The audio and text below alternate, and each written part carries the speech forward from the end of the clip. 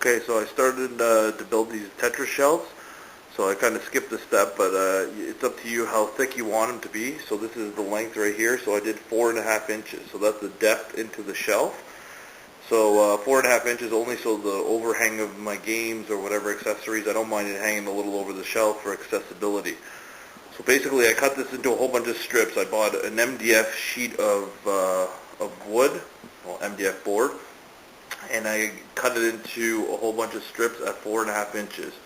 So based on whatever your depth is, you're going to have more or less, but there's probably going to be a lot of extras, so I built some extra shapes. So now I'm going to take the dimensions of the length of the boards to build each different shape, and we'll go from there, and the dimensions will be posted below.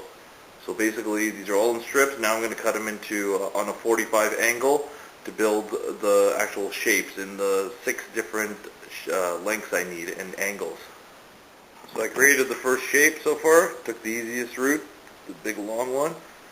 So all these pieces are cut on a 45-degree angle, and below we'll show you how to cut them, because there's different 45s. These are like straight in, there's ones that go reverse.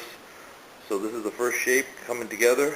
I'm going to cut all the shapes, have them all loose, ready to go, and then we're going to start tacking them all together.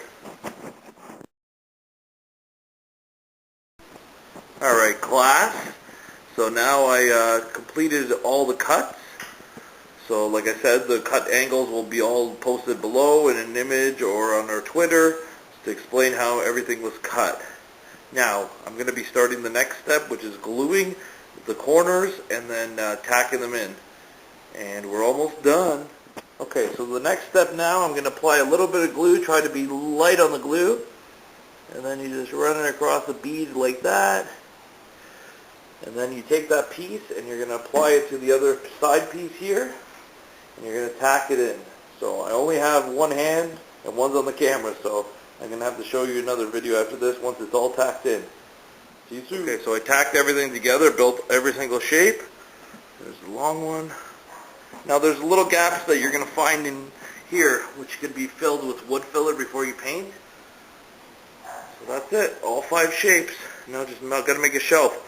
I'm contemplating putting some backing on them, so it gives it a little bit more support, and then it's easier to wall mount if you had to wall mount.